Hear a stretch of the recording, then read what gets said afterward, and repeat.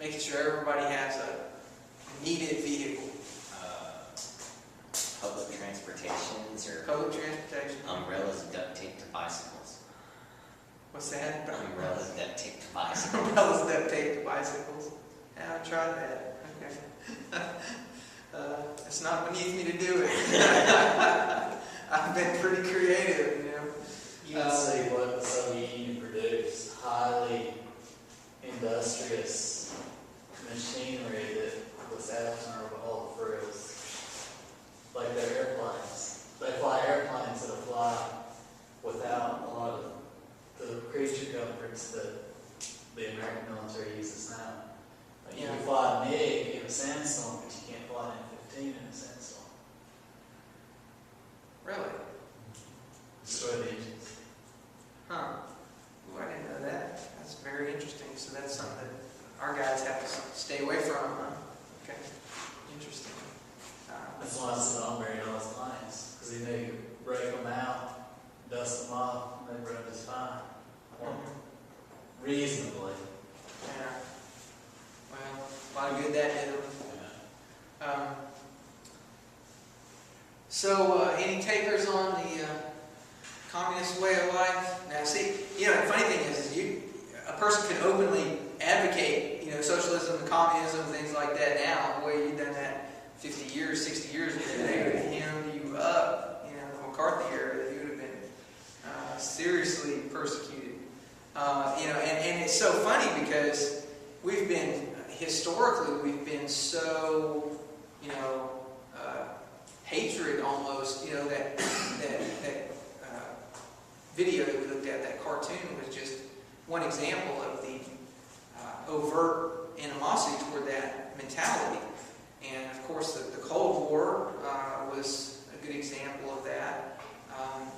We just have not been appreciative of that political philosophy in our country, and yet look at how it's, you know, those principles are slipping in the back door. The socialist really more principles are slipping in the back door because people want, like the cartoon, people want to be taken care of, you know, and act sometimes as though it's a right to be taken care of by the state, when that's not anything in the Constitution about that.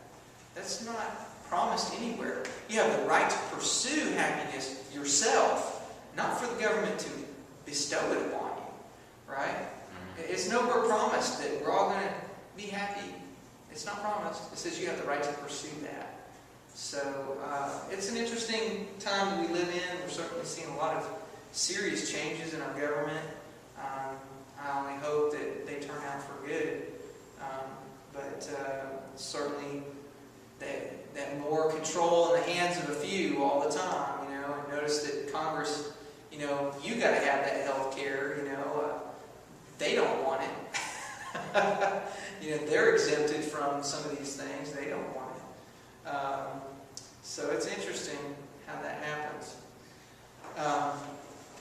Basically, distribution, Marx says, and this is the last slide, distribution under the communist model would not follow the capitalist model.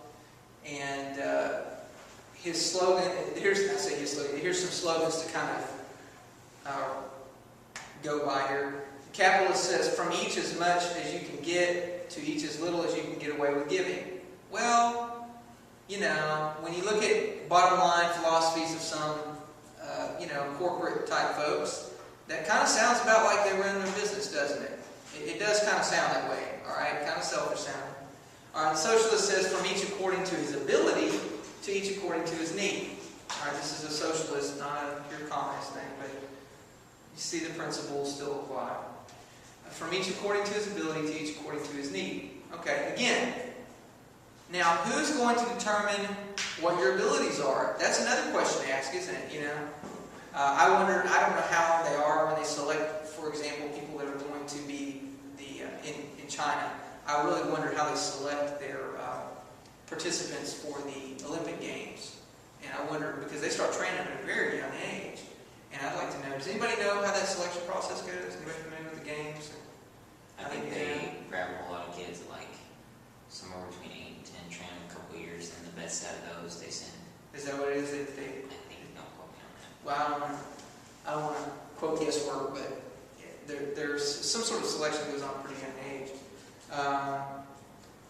is your ability? Who's going to determine what your ability is? And do you determine what your ability is, and then you tell them, and then what happens if you don't really measure up to what you thought your ability was? Then what's the problem? Bang. Is that it? Yeah, it might be. Okay, and each according to his need. Once again, I like my hobbies and sport bikes. I like to ride them. Can't afford the really good stuff, but hey, I'm still going to ride, I don't really want somebody coming along telling me, you don't need a sport bike. After all, I had one person that made a good argument. We're liability. We're high-risk folks. Riding these motorcycles is riskier than driving a car for the most part, and so on and so forth. And, I'm not sure I need that person telling me what my need is. Let me do some determining what my needs are, right? And that's one of the problems that you see, is how are you going to really make people happy when you're shoving down their throat what they need, when you're the one that determines, no, you don't need that. You don't need that. You don't need an Xbox. You don't need that.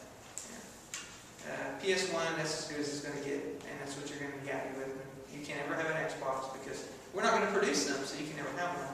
In fact, you won't even know what they are because, after all, we're not, we don't have any competitive stuff going on, so nobody's going to invent one, right? So, any takers? No? Do I get to choose where I'm at? What's that? Do I get to choose where I'm at in that hierarchy? Yeah, you get to choose where you're at. Yeah, you can be. I'm all for it. You're all for it. You're going to be a part of the no state entity that distributes the goods and services. That's right. You're going to be the guy.